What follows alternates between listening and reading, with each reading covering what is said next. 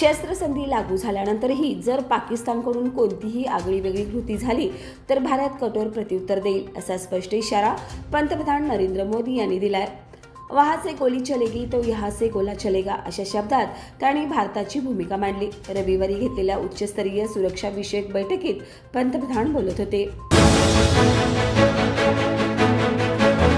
12वीचा निकाल लागल्यानंतर आता सर्वांचंच लक्ष 10वीच्या निकालाकडे लागले। दरम्यान महाराष्ट्र राज्य माध्यमिक आणि उच्च माध्यमिक शिक्षण मंडळाकडून 10वीच्या निकालाबाबत महत्त्वाची अपडेट समोर आली आहे। उद्या 13 मे रोजी दुपारी 1 वाजता 10वीचा निकाल ऑनलाईन पद्धतीने जाहीर होणार आहे।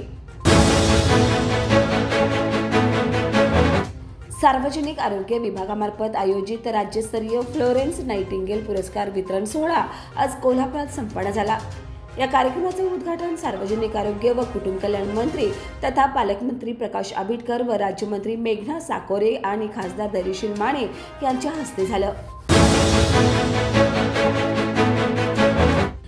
युथ आयकॉन कृष्णराज महाडिक यांनी नागपूरमधून राज्यव्यापी दौऱ्याची उत्साही सुरुवात केली आहे।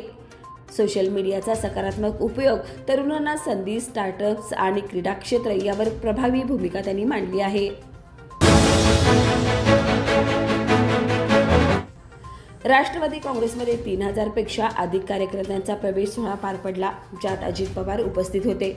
यावेळी अजित पवार यांनी लाडकी बहीण योजनेअंतर्गत महिलांना उद्योगासाठी 30,000 ते 40,000 रुपयापर्यंत भांडवल देण्याचा प्रस्ताव मांडला।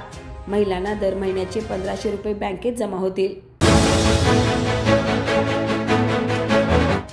नागपूर विभागाचे वस्त्रोद्योग आयुक्त संजय दैने आणि सहाय्यक आयुक्त गणेश वडकर यांनी DKTE textile and engineering institute Ichalkaranji येथे सदिच्छा भेट दिली। संस्थेच्या विविध प्रकल्पांचा आढावा घेत वस्त्रोद्योगातील नाविन्यपूर्ण उपक्रमाची माहिती त्यांनी घेतली।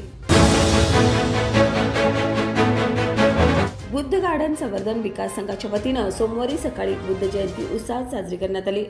धम्मध्वजारोहणाचे उद्घाटन कोल्हापूरचे सहसंचालक विनोद बारमाटे यांच्या हस्ते झालं।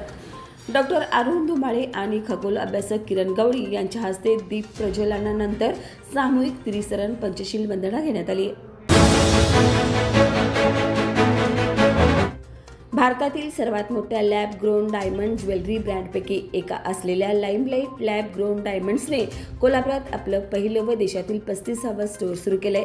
व्हीनस कॉर्नर जवळील स्टेशन रोडवरील या भव्य स्टोअरचं उद्घाटन अभिनेत्री सोनाली कुलकर्णी यांच्या हस्ते झालं। कल्लापाना आवाडे इचलकरंजी जनता सहकारी बँकेच्या कर्मचारी महासंघातर्फे आयोजित स्नेह संमेलन सोहळा उत्साहात पार पडला। बँकेचे चेअरमन स्वप्नील दादा आवाडे यांचा 0% NPA मिळाल्याबद्दल सत्कार करण्यात आला। भारतीय क्रिकेटपटू आणि माजी कर्णधार विराट कोहलीने कसोटी क्रिकेटमधून निवृत्ती घेतली आहे।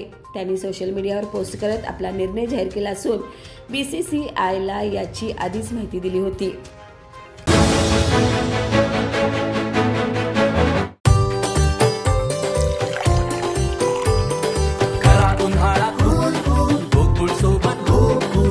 गोकुळ सोबत गो कूल।